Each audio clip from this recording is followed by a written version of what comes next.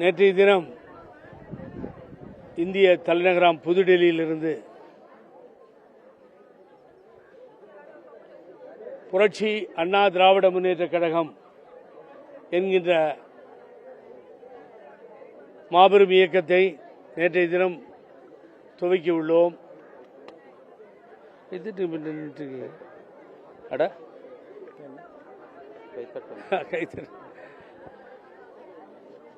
ஆகவே இது மென்மேலும் மேலே வளர வேண்டும். காரணம் என்னன்னு கேட்டீங்கன்னா, இந்த இயக்கத்தை இந்த நேரத்தில் காணுவதற்கு காரணம், மிக முக்கியமான காரணம், காலையில் எழுந்தாங்க லட்சக்கணக்கில் இந்த கட்சிக்கு போகலாமா, அந்த கட்சிக்கு போகலாமா, அங்கே போயிடலாமா, அங்கே போனால் போஸ்டிங் தருவாங்களா. ஆகவே அனைத்து இந்திய அண்ணா திராவிட முன்னேற்ற கழகத்தினுடைய கதை முடிந்தது என்று நினைக்கிறார்கள். ஆகவே எல்லாரும் வெளியில் போயிட்டு இருக்காங்க. 3 முறை புரட்சி தலைவி அம்மா அவர்களால் முதலமைச்சராக்கப்பட்டவர். திராவிட முன்னேற்ற கழகம் அவர் இணைத்துக் கொண்டது. அன்போடு முதல்வர்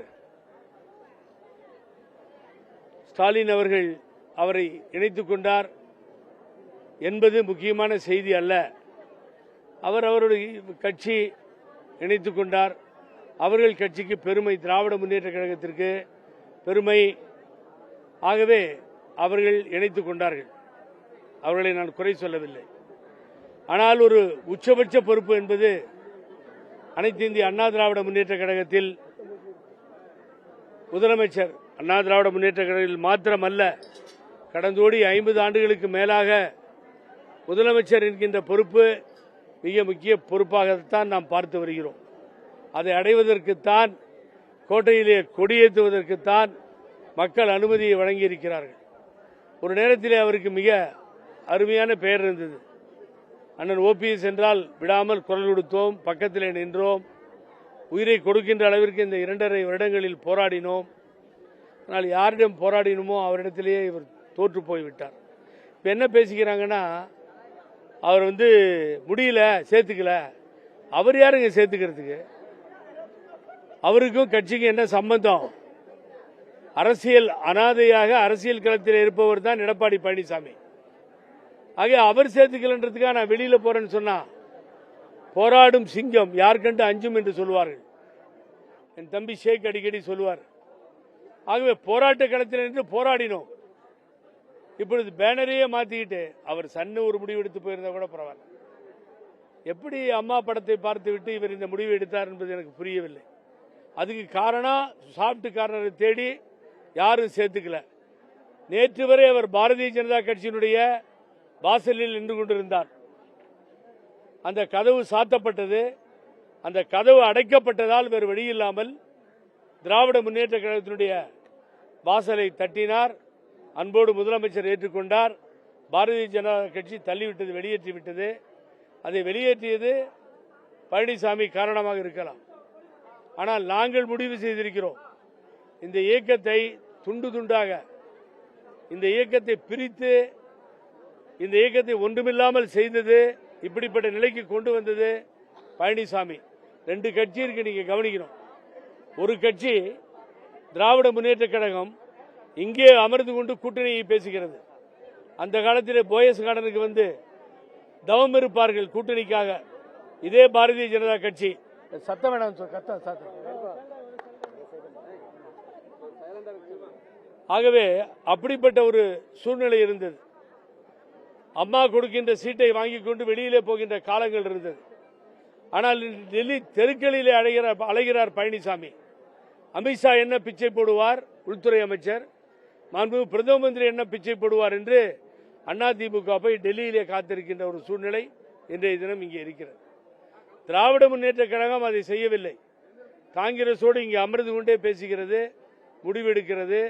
அவர்கள் அந்த பிடியிலே விட்டுக் கொடுக்கவில்லை. ஆகவே இப்படிப்பட்ட சூழ்நிலையிலே தொண்டர்கள் வெளியேறுகிறார்கள்.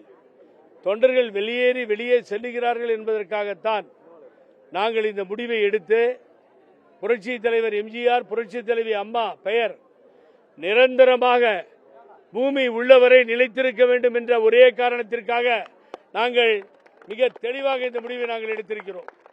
இதில் மாறுதலே கிடையாது. எலெக்ஷன் கிட்ட வந்துடுச்சு, என்ன பண்ண போறீங்க, நீங்க நிக்க போறீங்களா, என்ன பண்ண போறீங்க, சிம்பிள் கேட்டிருக்கேன். அந்த நிலை ஏற்படுமேனால் நிற்போம். ஆனால் அந்த நிலை ஏற்படுமேனால் நிச்சயமாக நிற்போம். அப்படி அந்த நிலை இல்லை என்றால் யாரை ஆதரிக்க வேண்டும் என்ற முடிவுக்கு வருவோமேயானால் மிக தெளிவாக சொல்லுகிறேன், மத சார்புள்ள கட்சிகளை ஆதரிக்க மாட்டோம். மத சார்பற்ற கட்சிகளைத்தான் ஆதரிப்போம். புரட்சி தலைவி அம்மா அவர்கள் சொன்னது போல மத சார்பில்லாத கட்சிகளை தான் நாங்கள் ஆதரிக்க தயாராக இருக்கிறோம். அது பாரதிய ஜனதா கட்சியாக கூட இருக்கலாம். ஆகவே 2 கட்சிகளுக்கு இப்பொழுது போட்டி. ஒன்று திமுக, தாவேகா, 2க்கும் போட்டி. இப்போது 3வது இடத்திற்கு தள்ளப்பட்டார் எடப்பாடி பழனிசாமி. அவரோடு மோதல் சீமானுக்கு. சீமான் ஸ்டெடியா கேண்டிடேட்டை போட்டு ரெடியா நிற்கிறார். ஆகவே சீமானா எடப்பாடி பழனிசாமியான்னு தான் போட்டி. ஞாபகம் வச்சுக்கோங்க 3வது இடத்துக்கு. ஆகவே எட்டி கூட பார்க்க முடியாது. மக்கள் இந்த துரோகியை ஏற்றுக்கொள்ள மாட்டார்கள். அன்னைக்கு எடுத்த ஸ்டாண்டு தான். பழனிசாமி அரசியலிலிருந்து அப்புறப்படுத்தப்படும் வரை நான் இங்கே நின்று சொல்லிக் கொண்டிருக்கின்றேன். எம்ஜிஆர் நினைவிடத்திலும் அம்மா நினைவிடத்திலும் நாங்கள் ஓயவே மாட்டோம். சுற்றி சுற்றி வருவோம். அரசியலிலிருந்து பழனிசாமி அப்புறப்படுத்தப்பட வேண்டும் என்பதுதான் எங்களது நோக்கமும் கொள்கையும். இன்னைக்கு நான் அனௌன்ஸ் பண்ணிடுறேன், எங்களது நிரந்தர கழக பொதுச் செயலாளர் புரட்சி தலைவி அம்மா அவர்கள் தான். வேறு யாரையும் ஏற்றுக்கொள்ள தயாராக இல்லை. பழனிசாமி 100 தடவை சொன்னாலும் நிரந்தர பொதுச் செயலாளர் ஆக முடியாது. அங்கே வித்தியாசம் வரும். புரட்சி தலைவர் எம்ஜிஆர் கொள்கைகள், கோட்பாடுகள், சட்டத்திட்டங்களைத்தான் நாங்கள் பின்பற்றுவோம். எங்களது பயணம் இங்கிருந்து தொடர்கிறது. போக போக பாருங்கள் என்ன நடக்கும் என்பதை நாடு பார்க்கும், மக்கள் பார்ப்பார்கள். நான் கிட்டத்தட்ட 11 ஆண்டு காலம் வழக்கிற்கு ஓடாடினேன். எங்களை சார்ந்தவர்களும் அப்படிதான். கஜாலிருந்து அவரிலிருந்து அத்தனை பேரும் ஆகட்டும், என்னுடைய தோழர்கள் குமார் அத்தனை பேரும் ஆகட்டும், முனிரத்திலிருந்து பல பேர் இங்கே இருக்கிறார்கள், பிரின்ஸ் அதுன்னு சொல்லி. ஆகவே நாங்கள் எல்லோரும் அருள் இப்படி பல தியாகங்கள் இங்கே செய்துவிட்டு நிற்கிறோம். தமிழ் சினிமாவும் தமிழ் செய்தித்தாளும் இன்று கர்நாடகாவில் இருக்கிறது, சினிமா ஓடுகிறது என்று சொன்னால் புகழேந்தி. அதற்கு காரணம் கர்நாடக மண்ணில்.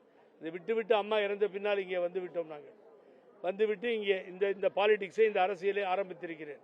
நான் பெங்களூர் புகழேந்தி அல்ல, உங்களூர் புகழேந்தி. ஆகவே தலைவர் அம்மா பெயரை சொல்லிதான் இந்த பயணம் தொடரும். பேரறிஞர் அண்ணா சொன்னார், புரட்சி என்றால் புரட்சி தலைவர் எம்ஜிஆர், புரட்சி என்றால் புரட்சி தலைவி அம்மா, புரட்சிக்கு மறுபெயர் மறுமலர்ச்சி என்று சொன்னார்கள். ஆகவே அப்படிப்பட்ட ஒரு சூழ்நிலை தான் தந்தை பெரியார், பேரறிஞர் அண்ணா, புரட்சி தலைவர் எம்ஜிஆர், புரட்சி தலைவி அம்மா என்று எங்களது பயணம் தொடரும். அதில் மாறுதல் இருக்காது. இன்றைய தினம் நாங்கள் எடுத்திருக்கின்ற உறுதிமொழி, எனது அன்பான வேண்டுகோள் அதிமுக தொண்டர்களுக்கு, நீங்கள் எங்கேயும் செல்ல வேண்டாம். இது உங்களுடைய வீடு, உங்களுடைய கட்சி. நமது தலைவர் என்றும் புரட்சி தலைவர் எம்ஜிஆர், புரட்சி தலைவி அம்மா. வேண்டுமென்றால் தேர்தல் நேரத்தில் ஆதரவு நிலைப்பாட்டை எடுப்போம். அம்மா சொன்னது போல அது எப்படி செய்ய வேண்டுமோ அம்மா வழியிலே அதை நிரந்தரமாக செய்வோம். அதை விட்டுவிட்டு எந்த கதவையும் தட்ட வேண்டாம் என்பதுதான் எனது பணிவான தோண்டுகோள். எந்தவித கலக்கமும் வேண்டாம் அதிமுக தொண்டர்களுக்கு. புரட்சி அதிமுக இருக்கிறது, அதன் வழியிலே நீங்கள் வந்தால் சென்றால் போதும். நாளை நமதே, வெற்றி நமதே. நம்ம ஏய்ப்பவர் கையில் அதிகாரம் இருக்கும் என்கின்ற நிலை மாறும். தொடர்ந்து போராடுவோம், போராடுவோம், போராடுவோம். வாழ்க புரட்சி அண்ணா திராவிட முன்னேற்ற கழகம். புரட்சி அண்ணா திராவிட முன்னேற்ற கழகம். புரட்சி அண்ணா திராவிட முன்னேற்ற கழகம். புரட்சி அண்ணா திராவிட முன்னேற்ற கழகம்.